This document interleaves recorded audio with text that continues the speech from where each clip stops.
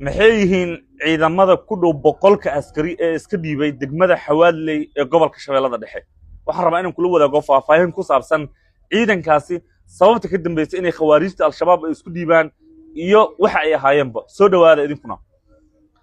degmada Xawaadley ee gobolka Shabeellada Dhexe waxaa jira ciidamo deegaan oo halkaas ku sugnaa oo la joogay ciidankii ATMIS iyo kuwa xoogga dalka Soomaaliyeed ee deganaa Xawaadley muddadii ay Xawaadley deganaayeen haddaba ciidankaasi macawisleyda ah waxay la joogeen ciidamada qalabka sida iyo kuwa ATMIS ee halkaas deganaa maalmo ka hor ama toddobaad ka hor waxaa degmadaasi isaga soo baxay ciidamadii ATMIS iyo sidoo kale kuwa xoogga dalka Soomaaliyeed kadib fatahaado waaweyn oo halkaas ku dhuftay iyo roobab xoog leh markii ay ciidamadu soo baxeen kadib waxaa dhacday haddaba in ciidankii deegaanka halkaas looga soo kala tago oo ay kaligood ku noqdaan kooxda al-shabaab ayaa timaaday degmada Xawaadley iyo deegaano kale hoos yimaado waxaana ay hareereeyeen goobihii ay degnaayeen ciidamadu waxaana loo diray kadib xubno ka tirsan maleeshiyada al-shabaab oo deegaanka ka soo jiida waxaana lagu yiri isdhiiba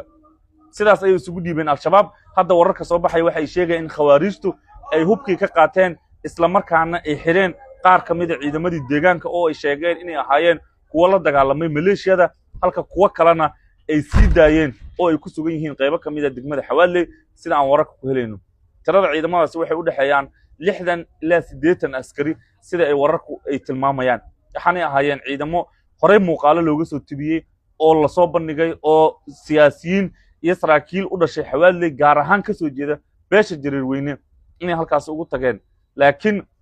haddaba waxay u muuqataa in la dayacay oo aan la qaadanin ama aan la qaadin kaalintii lagu lahayn ciidamadaas la daryeelo xuquuq helaan isla markaana laga warqabo taas ayaana sababtay in ay khawaarijta ay isku dhiibaan haddaba wixii soo kordho mar walba iyo daqiiqad kasta halkan aan kula soo wadaagaya laakiin waxaa jira in dadka qaar ay baahinayeen war ku saabsan inay ciidamadaas dhiibay yihiin ciidamo ka tirsan kuwa xoogga dalka Soomaaliyeed laakiin waa been abuur warkaasi sheegaya inay ciidan xoogga dalka Soomaaliyeed ay ahaayeen waa ciidamo deegaan oo halkaas ku sugnaa wixii soo kordho waxaad noqon doontaa qofka ugu horeeya ee hel xogtaasi waa maasantiin